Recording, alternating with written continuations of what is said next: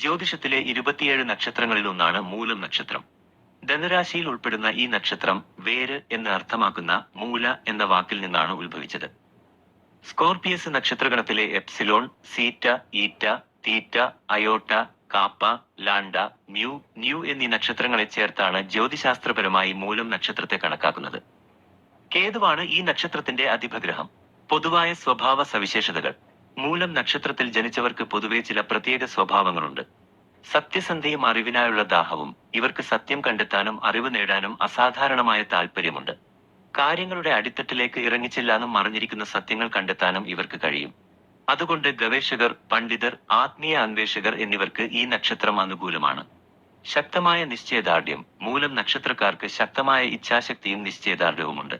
വെല്ലുവിളികളെ ധൈര്യപൂർവ്വം നേരിടാനും ലക്ഷ്യങ്ങൾ നേടാൻ കഠിനാധ്വാനം ചെയ്യാനും ഇവർക്ക് സാധിക്കും. നൂതന ചിന്തയും വിശകലനശേഷിയും. ഇവർക്ക് നല്ല വിശകലനശേഷിയും നൂതനമായ ചിന്താഗതിയുമുണ്ട്. സങ്കീർണമായ പ്രശ്നങ്ങൾക്ക് ക്രിയാത്മകമായ പരിഹാരങ്ങൾ കണ്ടെത്താൻ ഇവർക്ക് കഴിയും. ആത്മീയ ചായ്വ്. കേതുവിന്റെ സ്വാധീനം കാരണം ഇവർക്ക് ആത്മീയ കാര്യങ്ങളിൽ താൽപ്പര്യമുണ്ടാകാൻ സാധ്യതയുണ്ട്. ജീവിതത്തിന്റെ ആഴത്തിലുള്ള അർത്ഥങ്ങൾ തേടാനും ആത്മീയ വളർച്ച നേടാനും ഇവർ ശ്രമിക്കും. സമാധാനപ്രിയർ. മധുരമായ സംസാരവും സമാധാനപരമായ പ്രകൃതവും ഇവർക്ക് പൊതുവെ ഉണ്ടാകും. ആളുകളുമായി നല്ല ബന്ധം പുലർത്താനും ഇവർക്ക് സാധിക്കും. സ്വതന്ത്ര ചിന്താഗതി. സ്വതന്ത്രമായ ചിന്താഗതിയും നേതൃത്വഗുണങ്ങളും ഇവർക്കുണ്ടാകാം. ആഡംബരപ്രിയർ. മൂലം നക്ഷത്രത്തിൽ ജനിച്ച സ്ത്രീകൾ പൊതുവെ ആഡംബരപ്രിയരായിരിക്കും. ആരോഗ്യം. ആരോഗ്യത്തിന്റെ കാര്യത്തിൽ ഇവർ പൊതുവെ ഭാഗ്യശാലികളായിരിക്കും. ദോഷഫലങ്ങളും പരിഹാരങ്ങളും. മൂലം നക്ഷത്രത്തിന്റെ ആദ്യ പാദങ്ങളിൽ ജനിച്ചാൽ ചില ദോഷങ്ങൾ, പിതാവിനോ മാതാവിനോ ധനത്തിനോ ദോഷം ഉണ്ടാകാൻ സാധ്യതയുണ്ടെന്ന് ചില ജ്യോതിഷ ഗ്രന്ഥങ്ങളിൽ പറയുന്നുണ്ട്. എന്നാൽ 4-ാം പാദത്തിൽ ജനിച്ചാൽ സുഖിയായിരിക്കും. സൂര്യൻ, ചൊവ്വ, വ്യാഴം എന്നീ ദശാകാലങ്ങളിൽ വിധിപ്രകാരമുള്ള പരിഹാര കർമ്മങ്ങൾ ചെയ്യുന്നത് നല്ലതാണ്. ജന്മനക്ഷത്ര ദിനത്തിൽ ഗണപതി ഹോമം നടത്തുന്നതും മൂലം, അശ്വതി, മകം നക്ഷത്രങ്ങളിൽ ഗണേശ ക്ഷേത്ര ദർശനം നടത്തുന്നതും ഉത്തമഫലം നൽകും. 2025 പൊതുഫലം സംഗ്രഹം.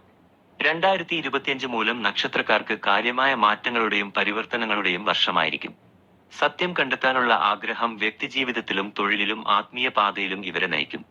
പഴയ ചിട്ടകളിൽ നിന്ന് പുറത്തുകടന്ന് പുതിയ തുടക്കങ്ങൾ ഉണ്ടാക്കാൻ അവസരങ്ങൾ ലഭിക്കും. വെല്ലുവിളികളെ നേരിടാൻ ഇവരുടെ ശക്തിയും പ്രതിരോധശേഷിയും സഹായിക്കും. ഇത് വ്യക്തിപരമായ വളർച്ചയ്ക്കും പുതിയ ലക്ഷ്യബോധത്തിനും വഴിയൊരുക്കും. തൊഴിൽ, സാമ്പത്തികം. തൊഴിലിൽ പുതിയ ഉയരങ്ങൾ കീഴടക്കാനും നിർണായക തീരുമാനങ്ങൾ എടുക്കാനും സാധിക്കും. സാമ്പത്തികമായി അനുകൂലമായ വർഷമായിരിക്കും. പഴയ നിക്ഷേപങ്ങളിൽ നിന്ന് നല്ല ലാഭം പ്രതീക്ഷിക്കാം. ബന്ധങ്ങൾ. പ്രണയബന്ധങ്ങളിൽ സന്തോഷവും സംതൃപ്തിയും വർദ്ധിക്കും.